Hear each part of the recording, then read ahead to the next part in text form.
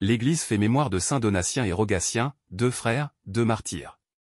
Ils vivaient à Nantes pendant la première partie du IIIe siècle. Donatien avait reçu le baptême chrétien, tandis que Rogatien était encore catéchumène, candidat au baptême. Dénoncés comme chrétiens, les deux frères sont convoqués l'un après l'autre devant le légat de l'empereur romain Maximin. L'essentiel du récit de leur martyre est parvenu jusqu'à nous. On accuse Donatien, il paraît que, non content de refuser d'adorer nos dieux Jupiter et Apollon, tu propages le culte d'un crucifié et que tu entraînes un grand nombre à ta suite.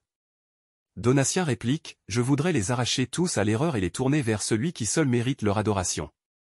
Pensant avoir plus de succès auprès de son frère, le légat propose à Rogatien, puisque, converti par ton frère, tu n'es pas encore souillé par le baptême, abjure ton erreur, afin de conserver ta vie et de mériter la faveur de nos divins empereurs.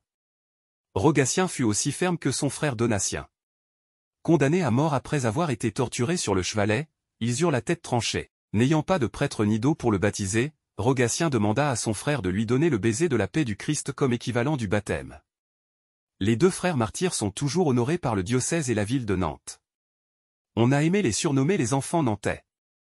Une église fut érigée sur leur tombe et leurs reliques furent partagées entre cette église et la cathédrale de Nantes.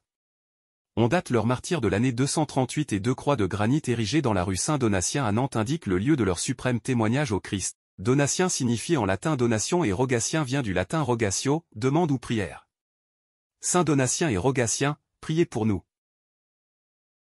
Évangile. Ce que Dieu a uni, que personne ne le sépare. Alléluia. Alléluia. Ta parole, Seigneur, est vérité, dans cette vérité, sanctifie-nous. Alléluia. Évangile de Jésus-Christ selon saint Marc. En ce temps-là, Jésus arriva dans le territoire de la Judée, au-delà du Jourdain. De nouveau, des foules s'assemblèrent près de lui, et de nouveau, comme d'habitude, il les enseignait. Des pharisiens l'abordèrent. Et, pour le mettre à l'épreuve, ils lui demandaient. Est-il permis à un mari de renvoyer sa femme? Jésus leur répondit. Que vous a prescrit Moïse? Ils lui dirent. Moïse a permis de renvoyer sa femme. À condition d'établir un acte de répudiation. Jésus répliqua.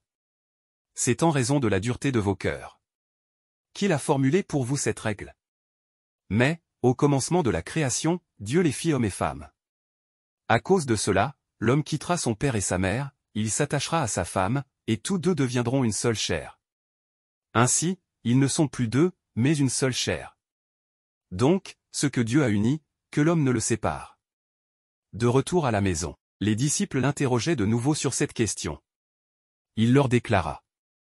Celui qui renvoie sa femme et en épouse une autre devient adultère envers elle. Si une femme qui a renvoyé son mari en épouse un autre, elle devient adultère. Acclamons la parole de Dieu.